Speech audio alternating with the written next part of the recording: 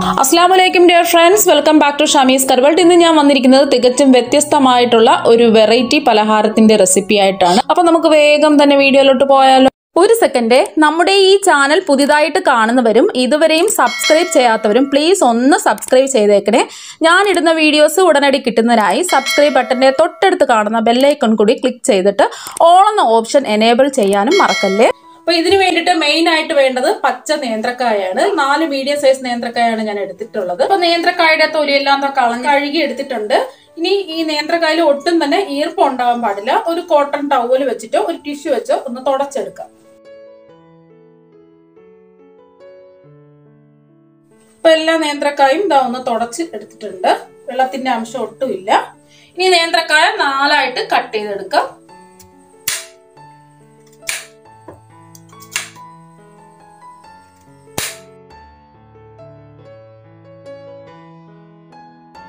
എല്ലാ നേന്ത്രക്കായും 4ആയിട്ട് കട്ട് ചെയ്തെടുത്തിട്ടുണ്ട്. കുറച്ച് ഓയിൽ ഒന്ന് ചൂടാക്കാൻ വെച്ചിട്ടുണ്ട്. ഓയിൽ ഒന്ന് ചൂടാതിന് ശേഷം കട്ട് ചെയ്ത നേന്ത്രക്കായ ഇതിലേക്ക് മുഴുവനും ഇട്ട് കൊടുക്കാം.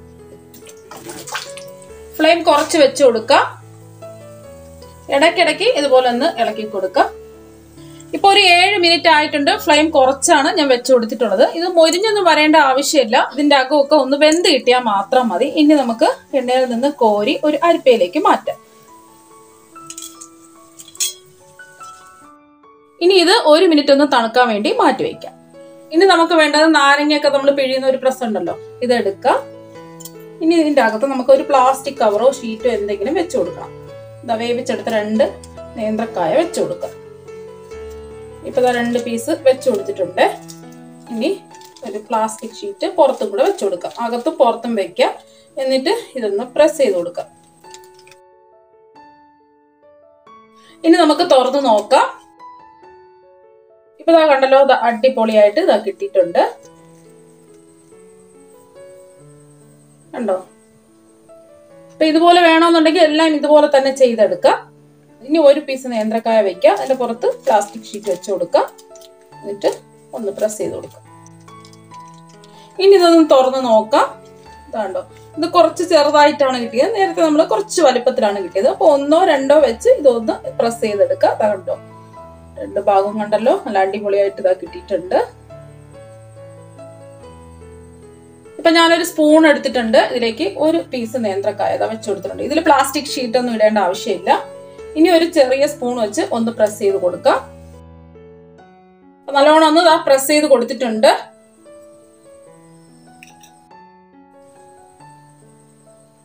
ഒന്നുകിലും സ്പൂണിൽ ചെയ്യുക, അല്ലെങ്കിൽ നമ്മൾ നാരങ്ങ പിഴിയുന്ന യന്ത്രം ഉണ്ടല്ലോ അതിൽ ചെയ്യുക.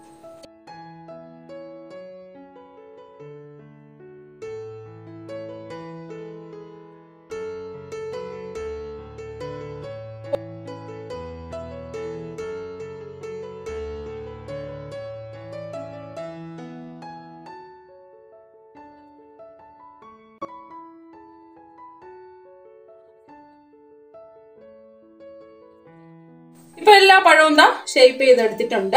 ഷേപ്പ് ചെയ്തെടുത്ത പഴം ഒന്ന് ഫ്രൈ ചെയ്തെടുക്കാം. നേരത്തെ എടുത്ത ഓയിൽ തന്നെയാണ് ചൂടാക്കാൻ വെച്ചിട്ടുള്ളത്. ഓയിൽ ഒന്ന് ചൂടായി വരട്ടെ. ഓയിൽ ചൂടായിട്ടുണ്ട്. ഹൈ ഫ്ലെയിമിലാണ് വെച്ച് കൊടുത്തിട്ടുള്ളത്. ഇനി ഓരോന്നായിട്ട് ഇട്ട് കൊടുക്കാം.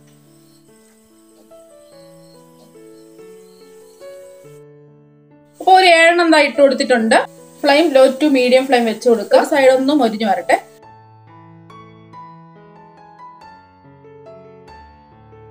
ഇപ്പൊ ഒരു 2 മിനിറ്റ് ആയിട്ടുണ്ട്. ഇനി ഇതൊന്ന് തിരിച്ചിട്ട് കൊടുക്കാം.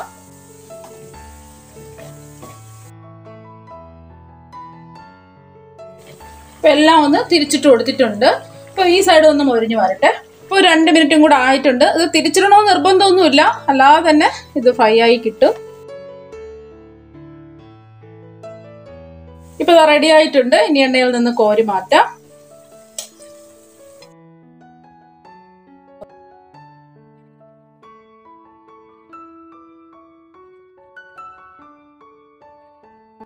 അപ്പൊ ഇതിന് വേണ്ടിയിട്ടുള്ള ഫില്ലിങ്ങിന് വേണ്ടിയിട്ട് ഞാനൊരു പാൻ ചൂടാക്കാൻ വെച്ചിട്ടുണ്ട്. ഇതിലേക്ക് 1 ടേബിൾ സ്പൂൺ വെളിച്ചെണ്ണ ഒഴിച്ചു കൊടുക്കാം. ഏത് ഓയിൽ വേണമെങ്കിലും ഒഴിച്ചു കൊടുക്കാം. സവാളയാണ്. ഒരു വലിയ സവാള ആണെങ്കിൽ 1 എടുക്കുക, അല്ലെങ്കിൽ ചെറിയ സവാള ആണെന്നുണ്ടെങ്കിൽ 2 എടുക്കുക. ചെറുതായിട്ട് കട്ട് ചെയ്തിട്ട് ഇതിലേക്ക് ഇട്ട് കൊടുക്കാം. ഇനി സവാള പെട്ടെന്നൊന്ന് വാടി കിട്ടുന്നതിന് വേണ്ടിയിട്ട് 1/2 ടീസ്പൂൺ ഉപ്പും കൂടി ഇട്ട് കൊടുക്കാം. നോക്കിയിട്ട് വേണമെന്നുണ്ടെങ്കിൽ പിന്നീട് ചേർത്ത് കൊടുക്കാം. ഇനി ഇതൊന്ന് ഇളക്കി കൊടുക്കാം. 1 ടീസ്പൂൺ ഇഞ്ചി ചെറുതായിട്ട് കട്ട് ചെയ്തും കൂടി ഇട്ട് കൊടുക്കുക. ഈ സവാളയും ഇഞ്ചിയൊക്കെ ഒന്ന് വാടി വരണം. 1 മിനിറ്റ് ലോ ടു മീഡിയം ഫ്ലെയിമിലിട്ടിട്ട് ഒന്ന് ഇളക്കി കൊടുക്കാം.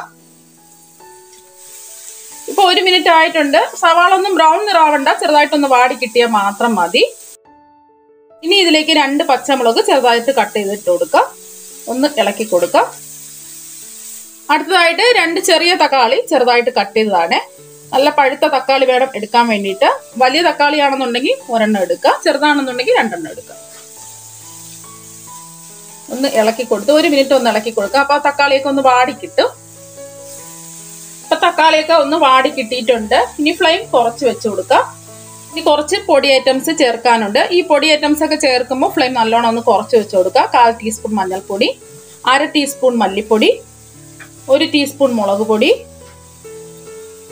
1/4 ടീസ്പൂൺ വലിയ ജീരകം വറുത്ത് പൊടിച്ചത്, 1/2 ടീസ്പൂൺ ഗരം മസാല. ഇനി നല്ലൊരു ടേസ്റ്റ് കിട്ടുന്നതിന് വേണ്ടിയിട്ട് ഞാൻ 1 ടീസ്പൂൺ ചിക്കൻ മസാലയും കൂടെ ഇട്ട് കൊടുക്കുകയാണ്. നിങ്ങളുടെ കയ്യിൽ ഉണ്ടെന്നുണ്ടെങ്കിൽ ഇട്ട് കൊടുക്കുക, ഇല്ലെങ്കിൽ ഒഴിവാക്കാം. ഇനി ഇതെല്ലാം കൂടിയിട്ട് ഒന്ന് ഇളക്കി യോജിപ്പിച്ച് കൊടുക്കുക. ഫ്ലെയിം കുറച്ചാണ് വെച്ച് കൊടുത്തിട്ടുള്ളത്. ഇപ്പൊ പൊടിയുടെ ഒക്കെ പച്ചമണം പോയിട്ടുണ്ട്. ഇനി ഇതിലേക്ക് 3 മുട്ട പൊട്ടിച്ച് ഇതിലേക്ക് ഒഴിച്ചു കൊടുക്കാം. ഇപ്പൊ 3 മുട്ട ഒഴിച്ചു കൊടുത്തിട്ടുണ്ട്. ഒരു 30 സെക്കൻഡ് ഇങ്ങനെ തന്നെ ഇരിക്കട്ടെ. ഇതിന്റെ പുറത്ത് കുറച്ച് ഉപ്പും കുരുമുളക് പൊടിയും കൂടി ഇട്ട് കൊടുക്കാം. 1 നുള്ള് ഉപ്പിട്ട് കൊടുക്കാം. 1 നുള്ള് ഇട്ട് കൊടുത്താൽ മതി. ഈ 1 നുള്ള് കുരുമുളക് പൊടിയും കൂടി ഇട്ട് കൊടുക്കാം. ഇപ്പൊ ഒരു 30 സെക്കൻഡ് ആയിട്ടുണ്ട്. ഇനി ഒന്ന് ഇളക്കി കൊടുക്കാം.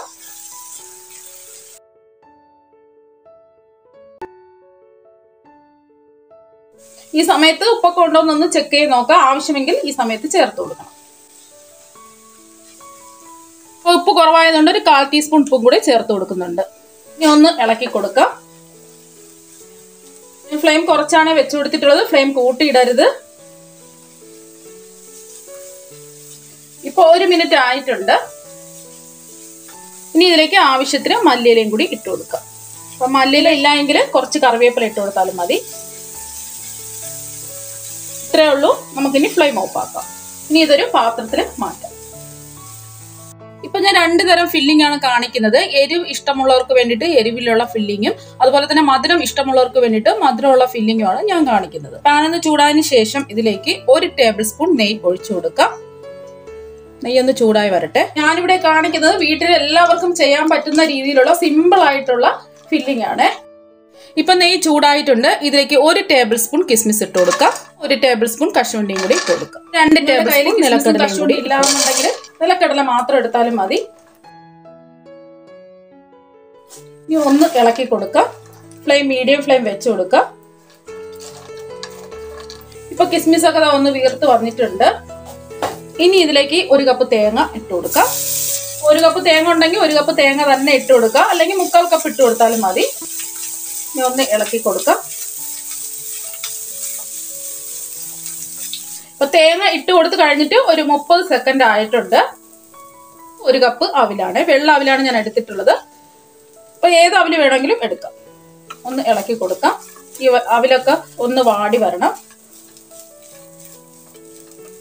പെട്ടെന്ന് തന്നെ അവിലൊക്കെ വാടി കിട്ടും. ഇതെല്ലാം ഒന്ന് മിക്സ് ചെയ്തെടുത്തതേ ഉള്ളൂ. അവിലൊക്കെ ഒന്ന് വാടി വന്നിട്ടുണ്ട്. ഇനി ഇതിലേക്ക് ആവശ്യത്തിന് മധുരം ചേർത്ത് കൊടുക്കാം. ഞാനിവിടെ 4 ടേബിൾ സ്പൂൺ പഞ്ചസാരയാണ് ഇട്ട് കൊടുക്കുന്നത്. ഇതൊരു നോർമൽ മധുരമാണ്. നല്ല മധുരമൊക്കെ വേണമെന്നുണ്ടെങ്കിൽ 1 or 2 ടേബിൾ സ്പൂൺ പഞ്ചസാര അധികം എടുക്കുക. ഒന്ന് ഇളക്കി കൊടുക്കുക. ഈ പഞ്ചസാരയൊക്കെ ഒന്ന് അലിഞ്ഞ് കിട്ടുന്നതിന് വേണ്ടിയിട്ട് ഫ്ലെയിം കുറച്ചിട്ട് 1 മിനിറ്റ് ഒന്ന് ഇളക്കി കൊടുക്കാം. ഇപ്പൊ 1 മിനിറ്റ് ആയപ്പോൾ എല്ലാം ഒന്ന് യോജിച്ച് കിട്ടിയിട്ടുണ്ട്. ഇനി ഫ്ലേവറിന് വേണ്ടിയിട്ട് 1 ടീസ്പൂൺ ഏലക്കാപ്പൊടിയും കൂടി ഇട്ട് കൊടുക്കാം. ഇത് പഞ്ചസാരയും കൂട്ടി ചേർത്ത് പൊടിച്ചതാണ്. അല്ലാന്നുണ്ടെങ്കിൽ 1/2 ടീസ്പൂൺ ഇട്ട് കൊടുത്താൽ മതി. ഇനി ഒന്ന് ഇളക്കി കൊടുക്കാം. ഇത്രയേ ഉള്ളൂ സംഭവം. ഫില്ലിംഗ് ഇവിടെ റെഡിയായി. ഇനി ഫ്ലെയിം ഓഫ് ആക്കാം. പാൻ ചൂടാണ്, അതുകൊണ്ട് വേറൊരു പാത്രത്തിലേക്ക് മാറ്റാം. ഇപ്പൊ എല്ലാ പഴവും ഫ്രൈ ചെയ്തെടുത്തിട്ടുണ്ട്. ഇനി ഇഷ്ടമുള്ള ഫില്ലിംഗ് ഇതിൽ നിറച്ചു കൊടുക്കാം. ഇനി ഇതിലേക്ക് 1 സ്പൂൺ മധുരമുള്ള ഫില്ലിംഗ് നിറച്ചു കൊടുക്കാം. ഇപ്പൊ മധുരമുള്ള ഫില്ലിംഗ് നിറച്ചു കൊടുത്തിട്ടുണ്ട്. ഇനി എരിവുള്ള ഫില്ലിംഗ് ഇതിലേക്ക് നിറച്ചു കൊടുക്കാം. ഇപ്പൊ എരിവുള്ള ഫില്ലിംഗ് നിറച്ചു കൊടുത്തിട്ടുണ്ട്. ഇതുപോലെ ബാക്കിയെല്ലാം നമുക്ക് ചെയ്തെടുക്കാം.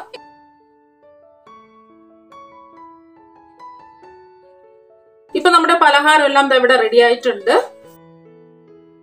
അപ്പൊ നിങ്ങൾ എല്ലാവരും ഇതുപോലെ ഒന്ന് ട്രൈ ചെയ്ത് നോക്കാം. തീർച്ചയായും നിങ്ങൾക്ക് എല്ലാവർക്കും ഇഷ്ടപ്പെടും.